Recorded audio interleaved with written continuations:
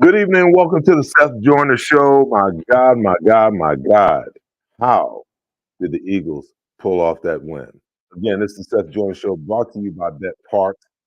Um, Coming back at you with another Talk to 'em Tuesday. We are going to talk about this game. We're going to talk about the resiliency of this football team.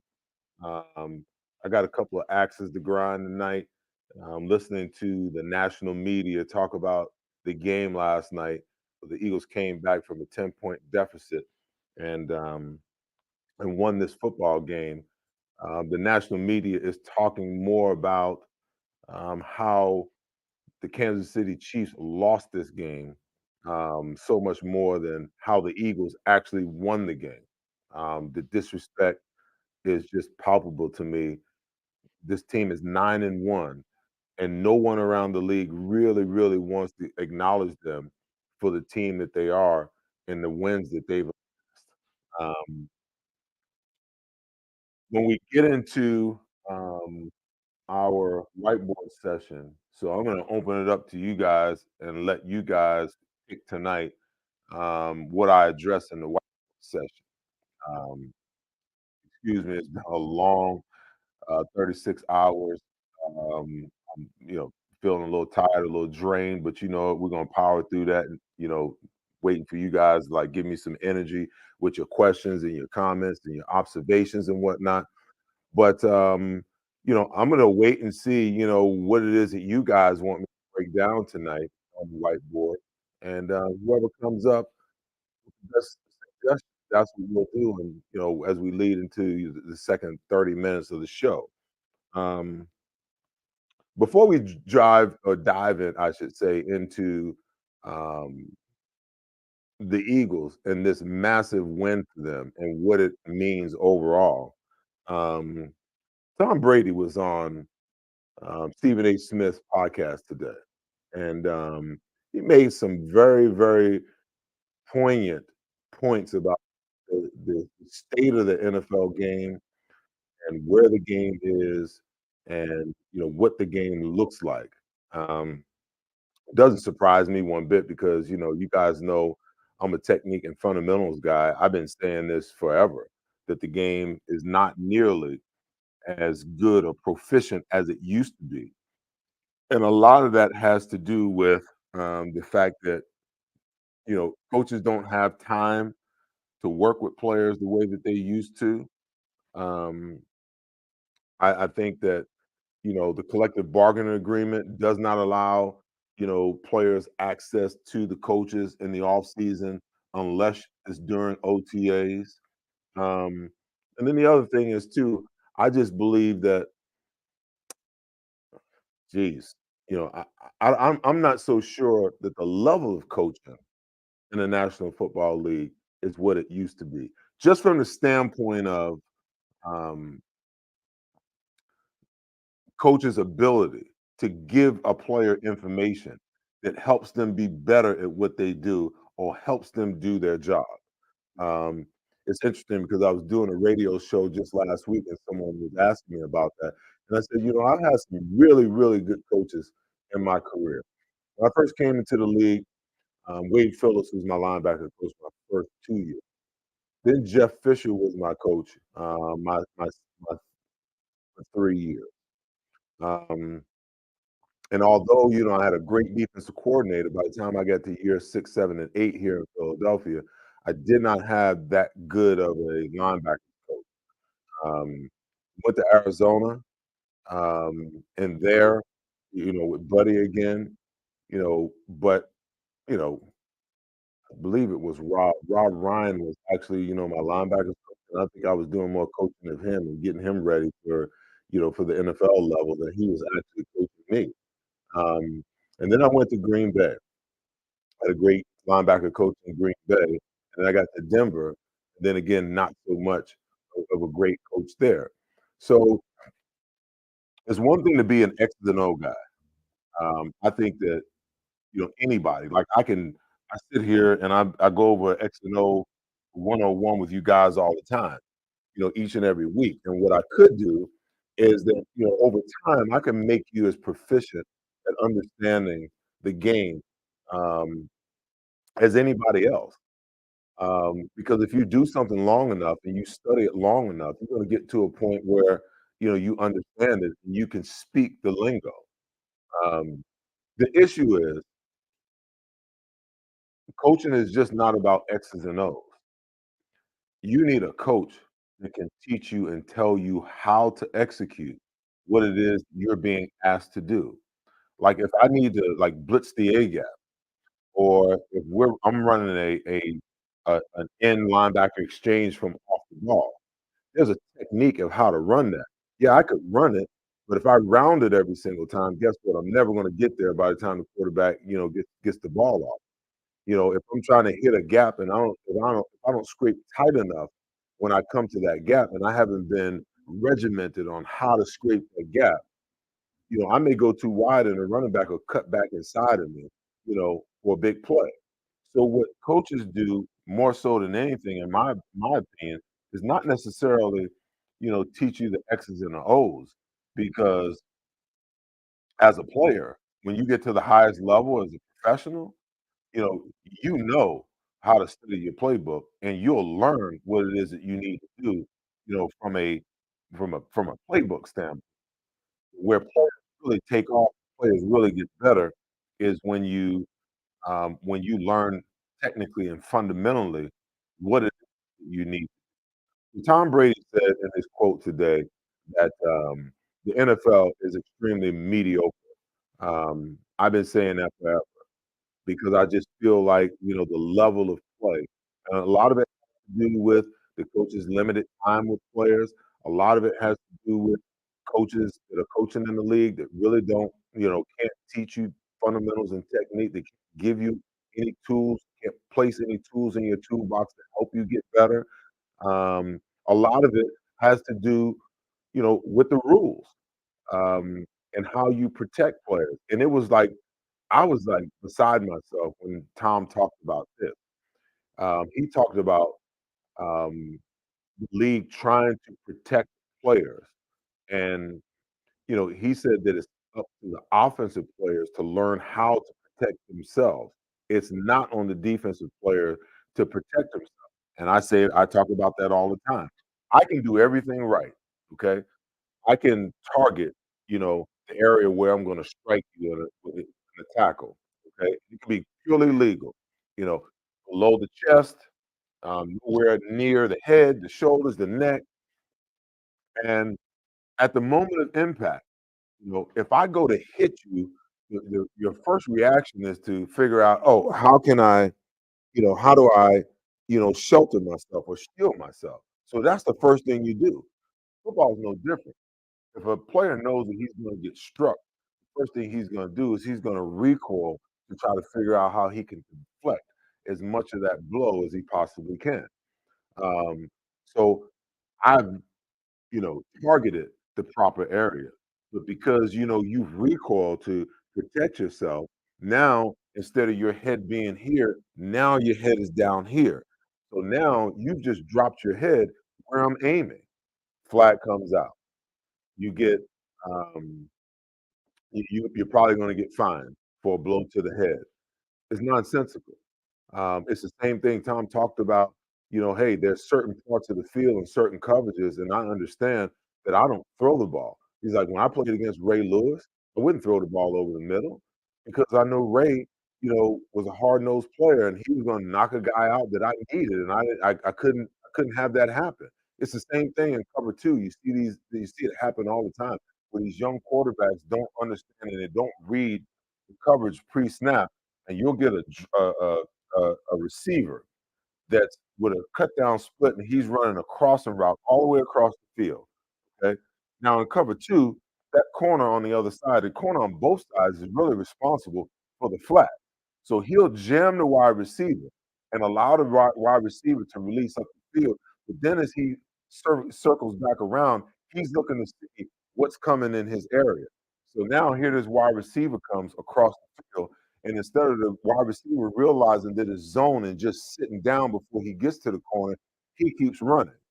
Okay, so now the wide receivers put himself in a precarious position because he hadn't realized what covers, he's running his route against. Second of all, the quarterback, if he doesn't understand that, you know, and throw that ball in a way where he shelters him from that corner, but if he leads him into the corner, now all of a sudden the corner hits him, blows him up, ball's on the ground, scoop and score, turn around, the referee throws a flag.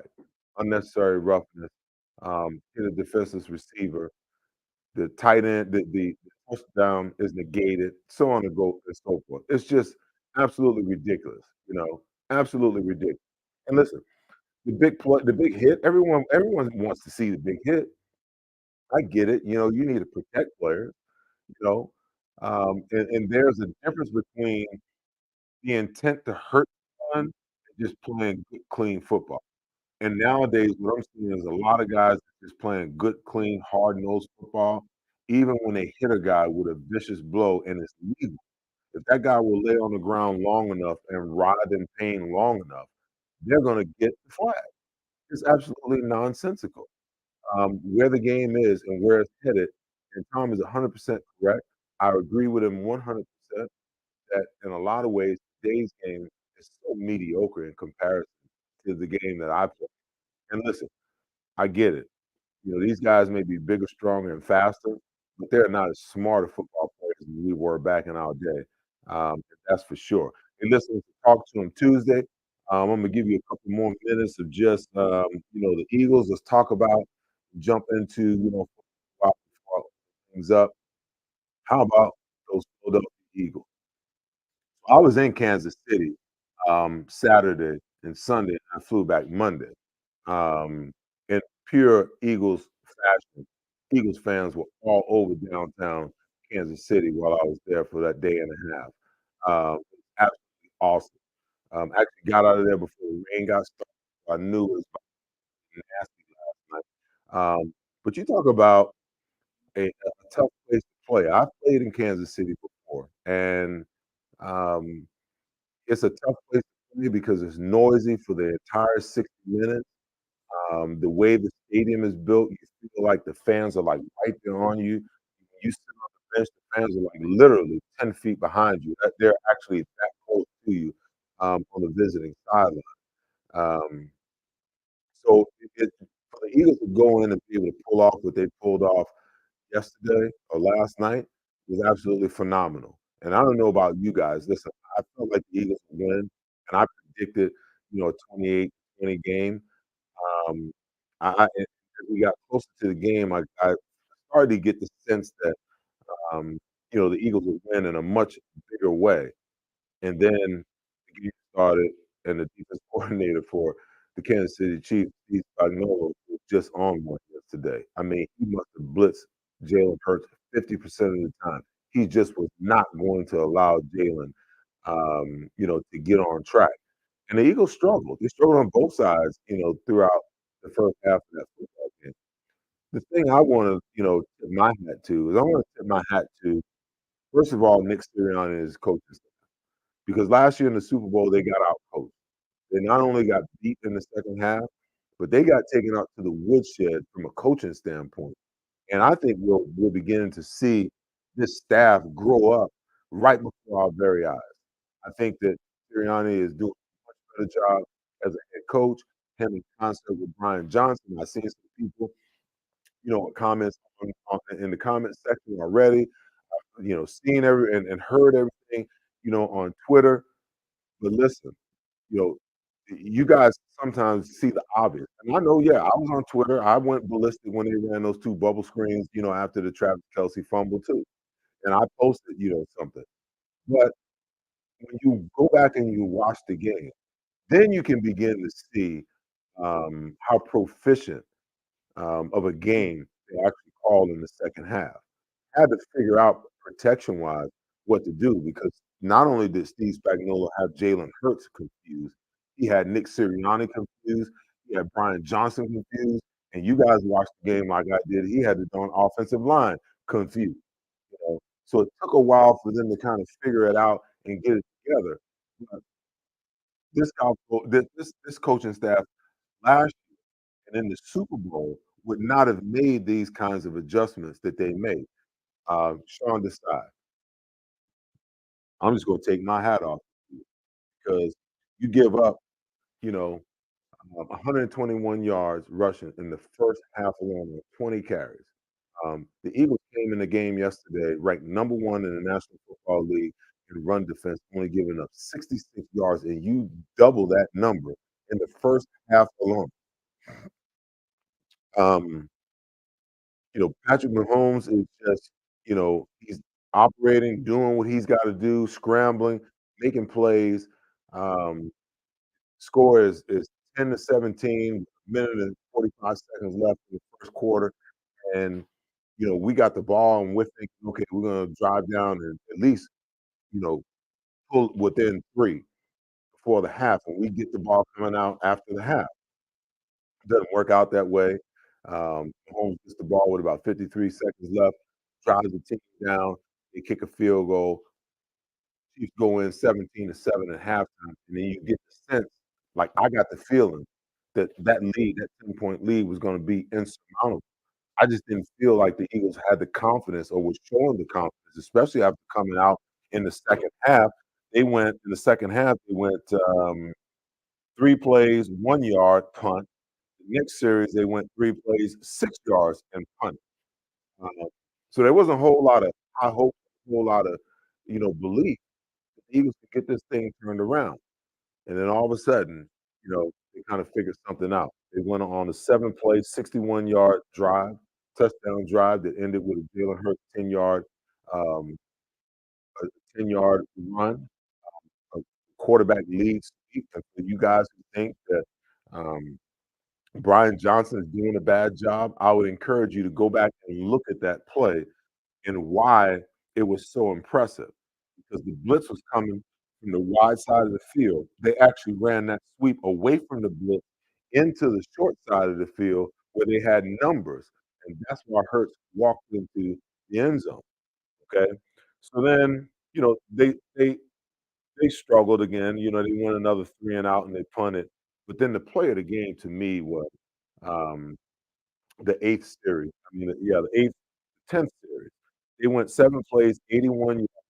Jalen Hurts, 4-6, um, 79 of the 80 yards for another tush push, and they took the lead.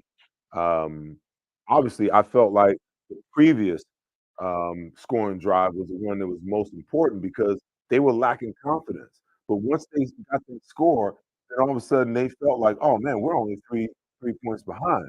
We're in this game." So something shifted, and not only did it shift on the offensive side of the ball, but it shifted on the defensive side of the ball. Patrick Mahomes had 90 yards passing in the second half. They held the Kansas City Chiefs after running for 121 yards in the first half, like I previously said. They held them to 48 yards in the second half, and this is insane. 0 points.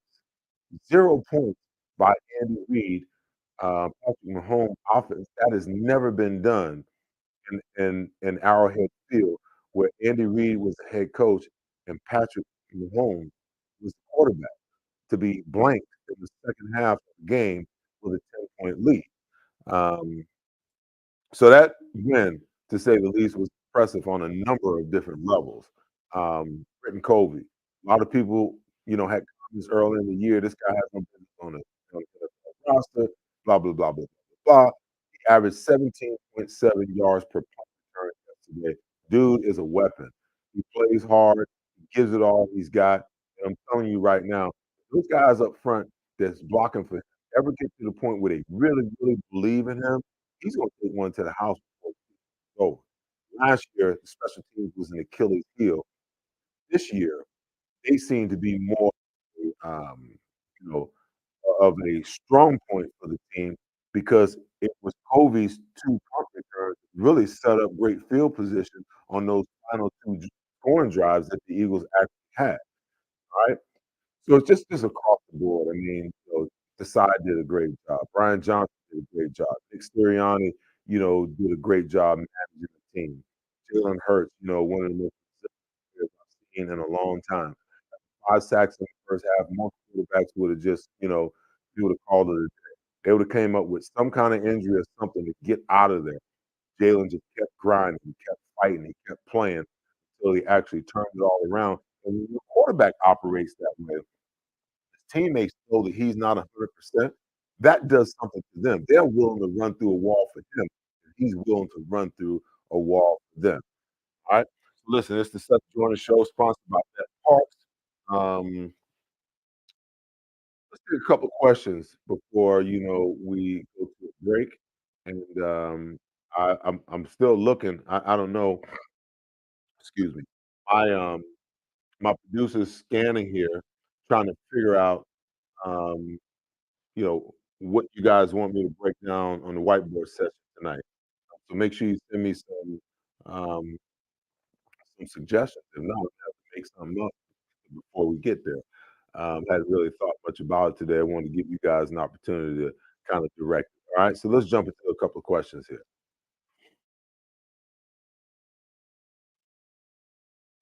So Jeremiah wants to know how much did the weather combined with the sound of the fans mess our efficiency about the offensive efficiency in the game? 'Cause that's a tough place to play. It's hard to win in the NFL when you're at home. It's twice as hard when you're on the road and playing in an atmosphere like that. Obviously, the weather affected both teams. There were a lot of drops on the Kansas City side. I'm pretty sure they would probably feel like or say that, the rain had a lot to do with it, but per their excuse, in the Super Bowl when they talked about the field, teams had to play under those circumstances. They, made plays when they had to, and they got it done. And the Kansas City Chiefs just seemed not. All right. Chris wants to know, why couldn't the Eagles keep A.J. Brown open? Is that on the head coach or the OC? Listen, you lost Dallas Goedert. Now you only have to worry about 2 offensive weapons. Um, Most teams don't like to double both wide receivers and leave guys underneath, uncovered. But when you don't have Dallas Goedert, a lot of offenses can now do that. Um, so I would imagine I haven't, went back and watched a little bit of the game, but I haven't seen it all. But I think that, A.J. Brown saw double team all day. And I'm gonna tell you, that Snead kid that played against him, he played some pretty good football. A.J. got him a couple times and Hurts actually missed him. But for the most part, that kid did a good job, and I can promise you they're probably rolling a safety over top of him, all right? Ryan wants to know, what did you see in the linebackers against the tight ends and, Bradley Roby's impact at the slot corner? I thought Bradley Roby was huge. I think he's gonna be forward. The Eagles gotta figure out a way to keep him healthy, in my opinion. As far as the linebackers, I didn't think the linebackers particularly had a great day. They didn't make a whole lot of, plays. I didn't look at the stat sheet to tell you how many tackles, either one of them had. Um, I thought Cunningham didn't play well. He overran some plays.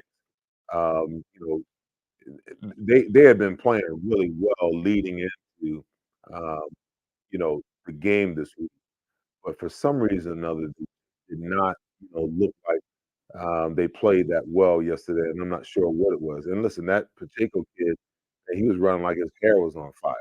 And, when you're playing against a running back like that, you gotta be able to match that energy. You gotta be able to match the intensity that he plays with. And I just didn't see our linebackers step up and do that yesterday.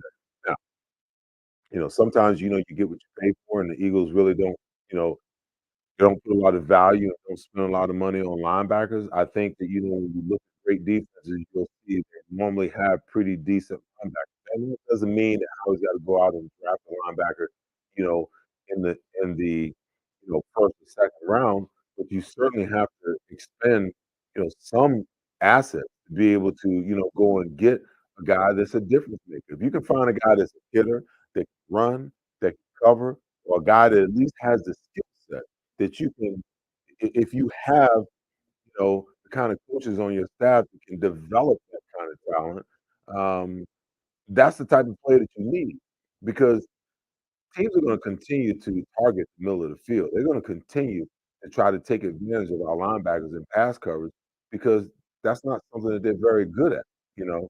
So it behooves go and get a guy that's a little more athletic. Go get a guy, who has the the skill sets and the abilities to do a little everything that I just talked about.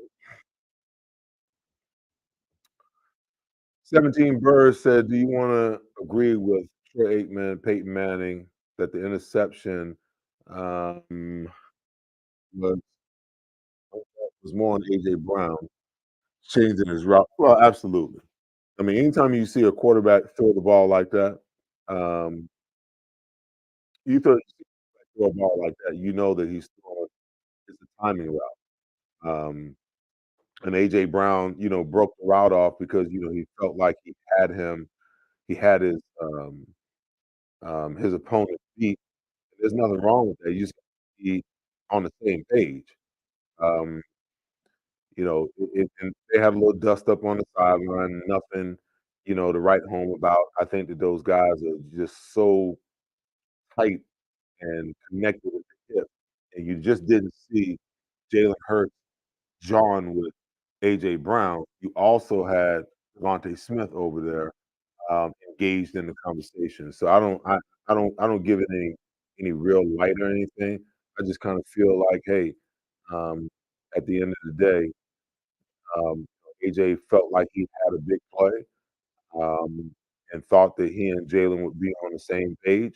And the pressure was an issue yesterday too. Jalen did not have time to actually make that throw. I think that's one of the reasons why the throw was rushed and picked up because at the end of the day, Steve Spagnuolo was coming at him every single play. I think there was one play in the series where he blitzed 4 or 5 times in a row. Um, I to me, that's the importance of pressure, not to get the sack so much as it is to create the pressure and speed up the clock, um, of the quarterback, alright? So let's grab one more before we go to a break here, alright? Dex wants to know, do you think the Eagles were doing too many well during the game, and I'm pretty sure Dex, you probably saw my comments on Twitter. I went ballistic when they ran 2 bubble screens back to back, and they didn't work. Right after Travis Kelce forced fumble by Bradley Roby.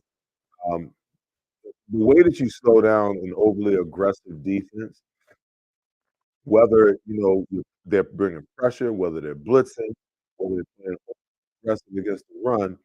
The best way that you keep them under control is by, running delayed draws, running back screens, tight end screens, wide receiver screens. Well, you don't have Dallas Goedert. I'm certain that some of those screens probably would have been set up for him, wide side of the field, and they were just trying to get the ball out of Jalen's hands and pick up a first down in that situation. Listen, I have no qualms and I have no problems, with the bubble screen. The problem is the Eagles just don't run them well. They haven't run them well all season long. They probably run 1 out of every 5, proficient. Um, so I really didn't like it on first down. I would have loved to seen them run the ball on first down and then come back and run the bubble screen on second down. But the problem with trying to make bubble screens work against a team also that's bringing pressure is that the cornerbacks are not playing off the ball. The bubble screens work, either when you're in zone and the defensive back off the ball or into the side where the blitz is coming from because one of those guys has to come off the corner, which then leaves you sometimes with 3 on 2 on the outside. Now you got each blocker blocked and the wide receiver with the ball is has got room to operate. I mean, you saw it with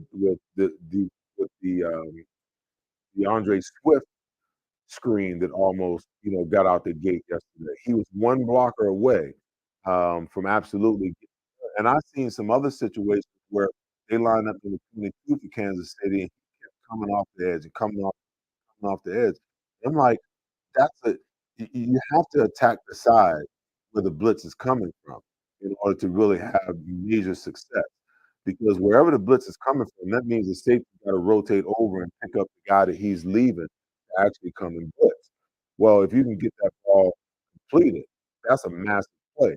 The kid knocked down one play, one ball, uh, try to get the bubble screen from the blitz side, and, a couple of them they had something called, and Jalen never really got to it, right?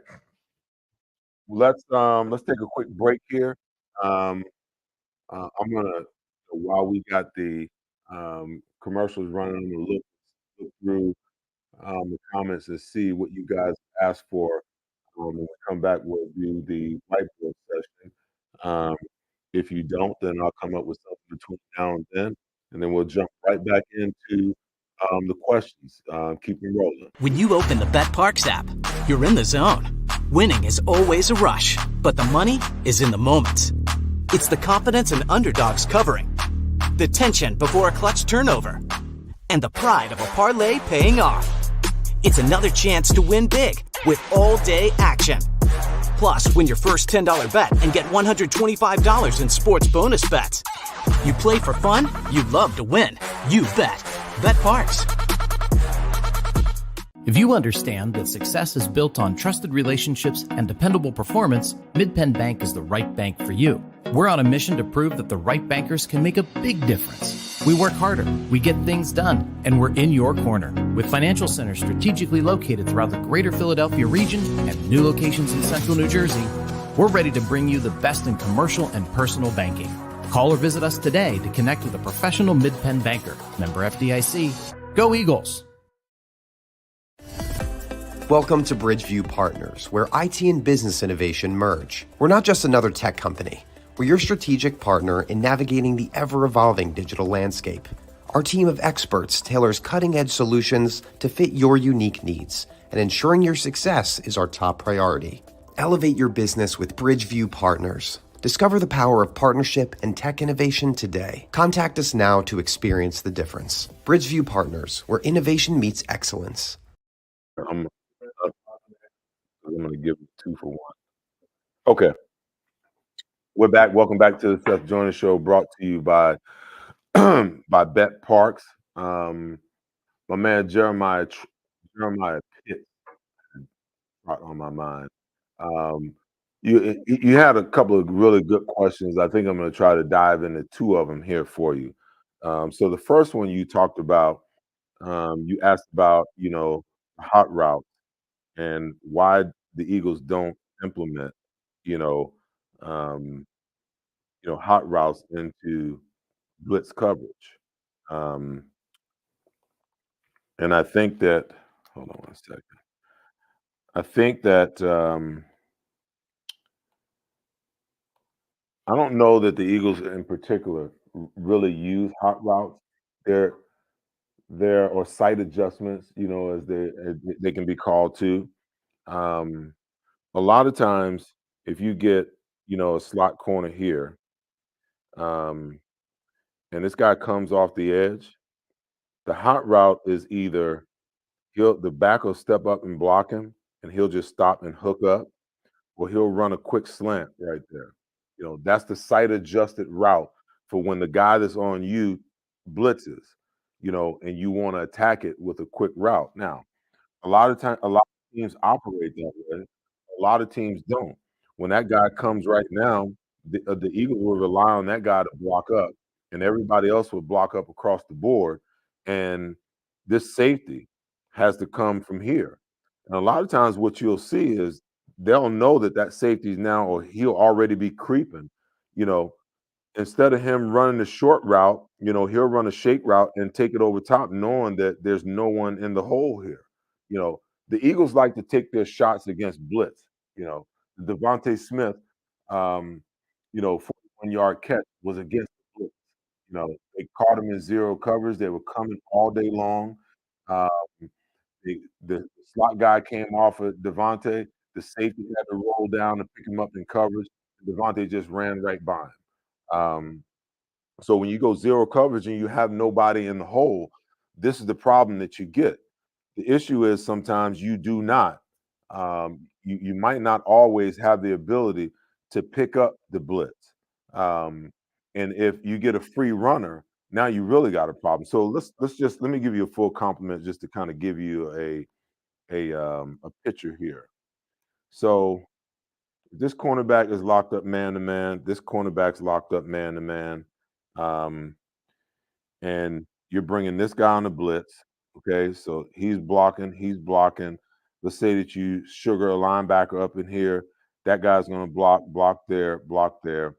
You're going to release him. This linebacker probably has this tight end in coverage. Okay, so that means that, or you send the backer. Okay, and this other safety has to pick up the tight end. There's your zero coverage right there in the middle. So then what winds up happening is you're sending one, two, three, four, five, six, seven guys against one, two, three, four, five, six. Okay. So somebody's going to be the free runner here, here, here, get up there and draw here, here, or not here. And then this guy off the edge. So somebody's going to be a free runner. So the quarterback better know right now where the heck he wants to go with the ball, or he's going to have some major issues, some major problems going on. That is why most teams will run sight adjusted routes when the quarterback pre snap reads a blitz of any kind.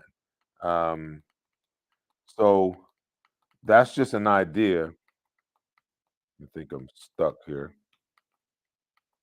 Let me just clear it.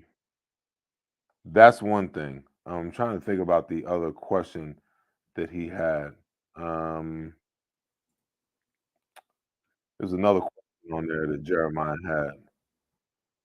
Um, oh, there it is. Break down the deep pass. So I think I kind of talked about it. I think that so wide receiver, wide receiver here. Here's Devontae Smith. You know, the little 22 was coming off the edge all day long. Okay, you had single high safety. The safety rolled over the top, and Devontae knew that he had one-on-one. This guy couldn't run with it. So Devontae just ran a go route, and the safety got caught behind him. You know, the most magnificent thing about that route was how Devontae actually caught that ball. Because 9 times out of 10, when this guy gets in that position and Jalen underthrew the ball just ever so slightly. So what Devontae did was, when a guy's in coverage and he's beat like that, you know, if they're looking at the wide receiver's hands, if I'm covering the tight end or a back or a wide receiver, you know, I don't want to look back at the quarterback, because when I look back at the quarterback, my head is the heaviest part of my body and it's going to carry me away from coverage. So if I'm covering this guy, he's running this way, quarterback's back here. When I look, you see it kind of drags me away from coverage. So what guys will do is, that's why you see so many guys face guards, because they don't want that separation. Well, Jalen underthrew the ball, and because he underthrew it, Devontae knew if he act like he was about to catch that ball, the defender would have seen his hands up, and he would have just stuck a hand up and knocked the ball down. What Devontae did was he kind of just went limp. He knew it was underthrown. He didn't stop and try to come back to it. He just slowed down, and he kind of made a little bread basket, and he allowed the ball to fall in the basket. And by the time he caught the ball, the defender didn't even know the ball was actually in his hands, other than the fact that he was going down. So not only was it a great read, a great check by Jalen, and a great throw, but even more magnificent about the whole thing is, you know, Devonta Smith and his ability to understand how defensive backs are gonna play and how they're gonna try to attack the ball. He is a special, special wide receiver, because not only is he tough as nails, not only does he have great hands, um, but he is just phenomenal, in route running. and just the small nuances of the game. Um, and he's got that quiet speed. He's got that hidden speed where most guys don't really know how fast he truly is until he's on you, and sometimes until he's actually by you. All right. So that is our whiteboard segment, for today. As you know, we'll be doing it every show. You're watching the Seth Joyner Show, brought to you by Bet Parks. Make sure you guys, hey, listen. I appreciate, my subscribers are going up. I appreciate you guys tuning in. Please continue to like the show. Please continue to comment, share. But most important, please make sure that you tell everybody about it and you subscribe if you're here watching today and you're not subscribed. Please go to the Seth Joyner Show on YouTube and please be a subscriber of the show. All right, let's jump back into some more questions.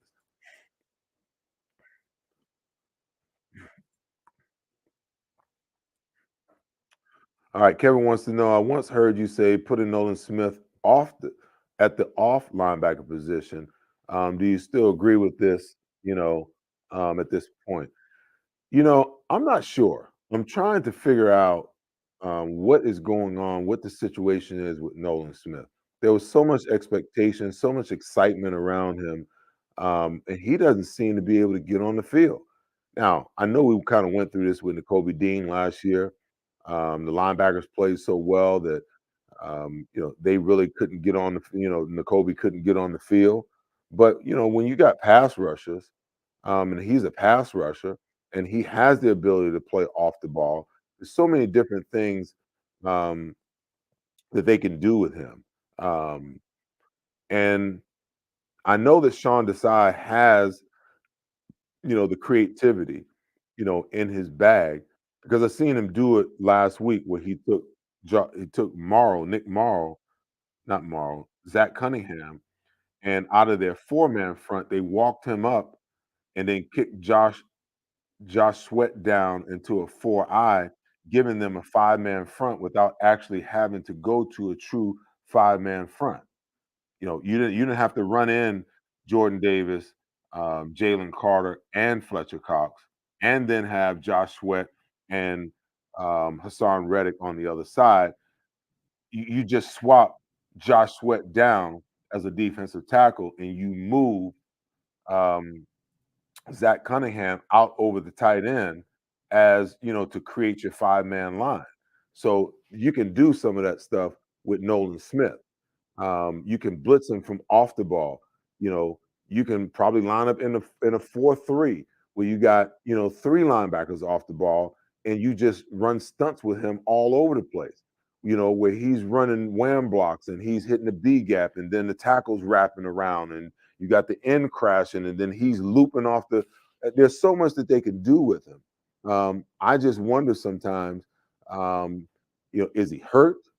Is he not learning the defense the way that he needs to? Because coaches are just not going to play young players, unless they trust them, unless they absolutely have to. They've got enough depth um, with Brandon Graham being the third, rush guy, the third defensive end. They don't have to play him unless somebody gets banged up or they really need to, or the game's out of hand and they're trying to get him some reps. I would venture to say I don't think I saw him on the field with maybe 2 or 3 plays yesterday. So I'm not sure what's going on, but he is a versatile weapon that I'd be trying to figure out how to utilize and how to weaponize as the season. And you know what? With the bye week, maybe they have. Maybe they're just waiting to use it when they need it the most. Okay. Next question.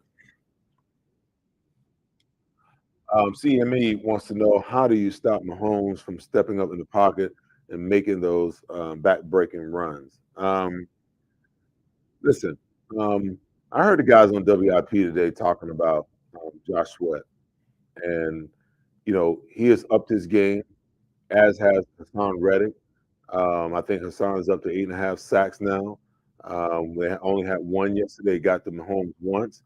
Um, But I watched that game all day long, and I love me some Josh Sweat, but I thought he played one of his worst games from a discipline standpoint yesterday. There were times where he was taking inside rushes, where he needs to stay outside and keep Patrick Mahomes in the pocket. You know, when you take an inside charge like that, and you're not communicating with the tackles to your side, a lot of times what winds up happening, you wind up running into each other, and the offensive tackle can actually push you down and wash the whole side down. There were other times where, you know, he tried to speed rush up the field and he got up on the high side of the quarterback of Patrick Mahomes and just allowed him to step through, you know, where he should have been. Now, you know, Patrick is Patrick. You know, he's marvelous at what he does. You know, he always has a sense of feel of where the pressure is and where the pressure is coming from.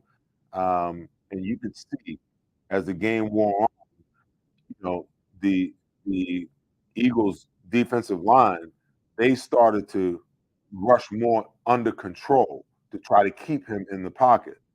But you know, there's a remedy for quarterbacks like Patrick. Patrick, he doesn't really want to run, but if everything is like breaking down and with the um, you know, with the lack of talent that he has at wide receivers, he has to do more this year than he's ever had to do since he's been, you know, in Kansas City.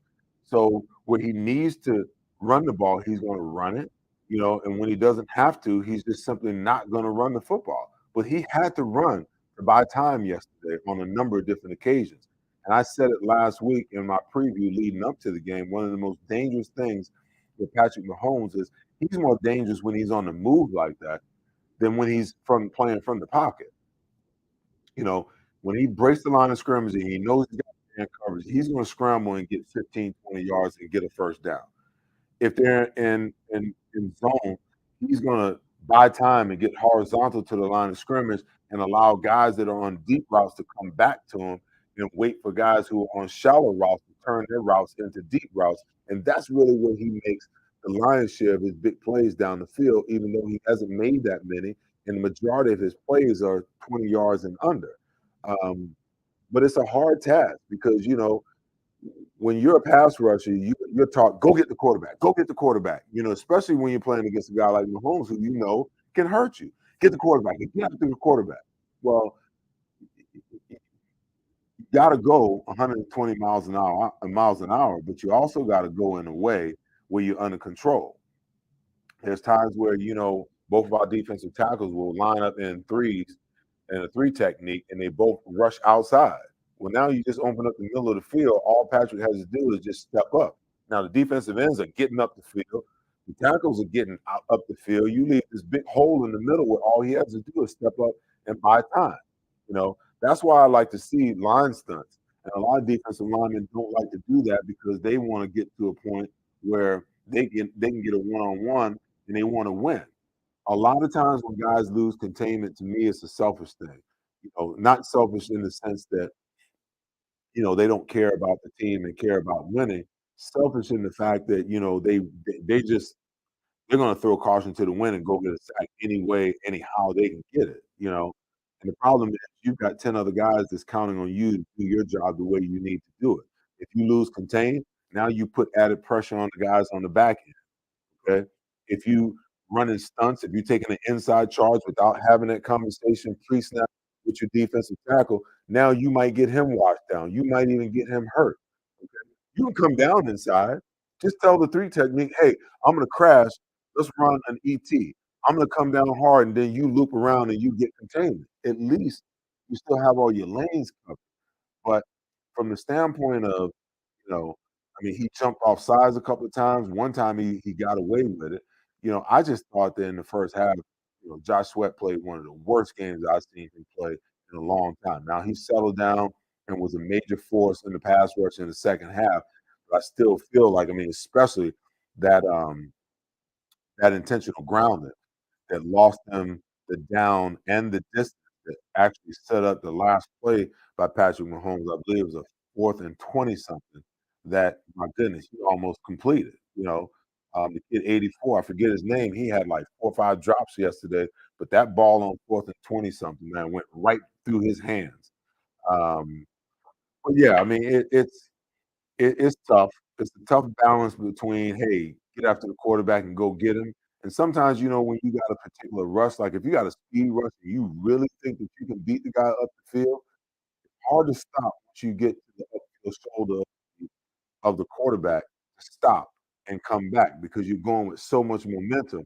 And if the offensive tackle has kicked properly, he's probably just going to run you right by. That's why, it's a balance of being under control, when to go 100% and when not. And if you're going to have that, if you're going to play it that way, then have that conversation with the defensive tackles. Maybe the tackle on your side, if you're going to run a speed rush and get up, maybe he can start to work to your side a little bit.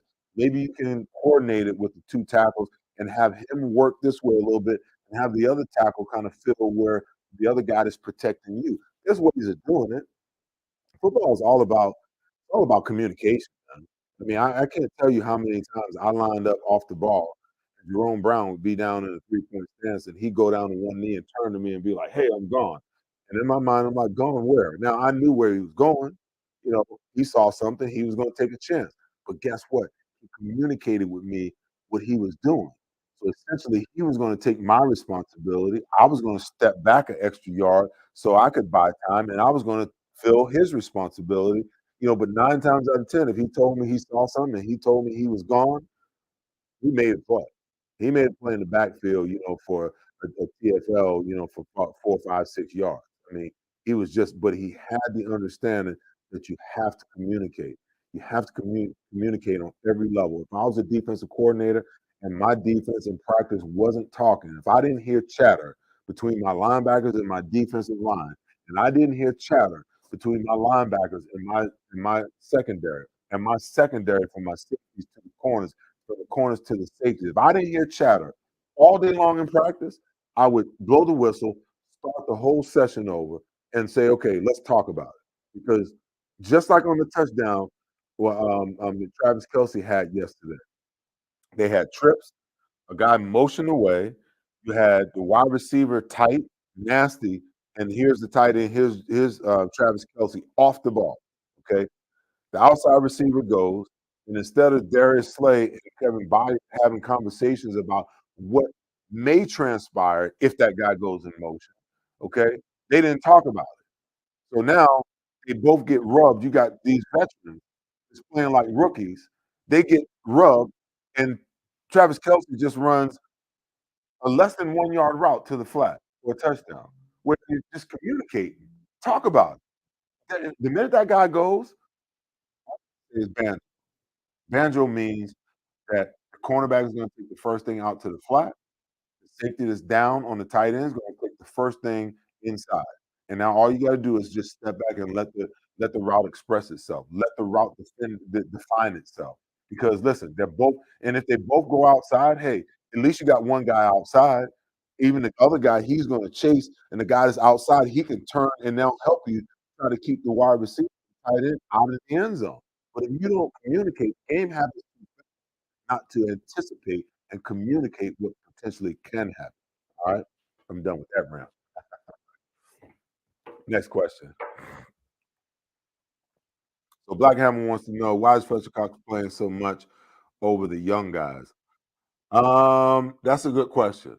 Um, First of all, Fletcher Cox is making more money than all them young guys probably put together. That's the first thing.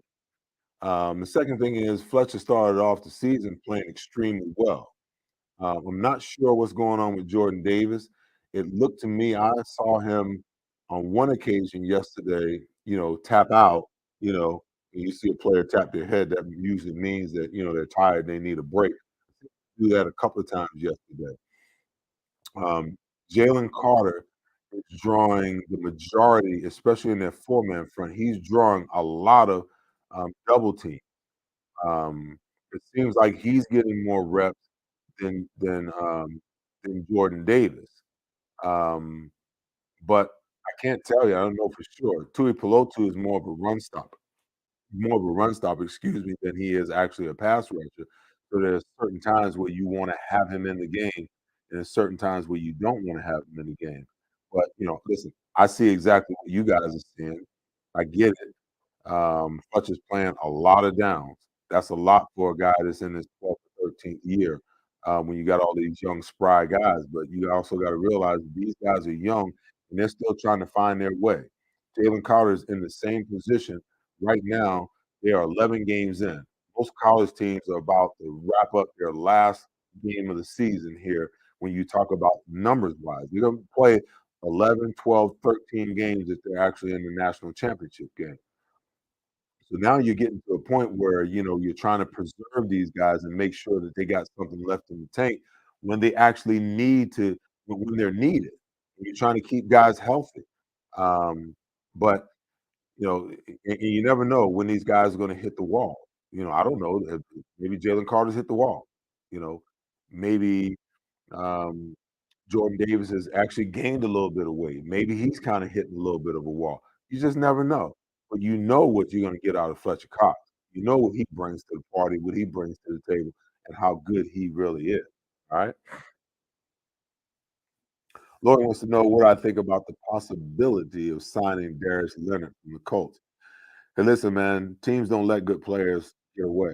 I know Darius has been a good player for quite a few years, but I also know that he's endured quite a bit of injuries over the last few years.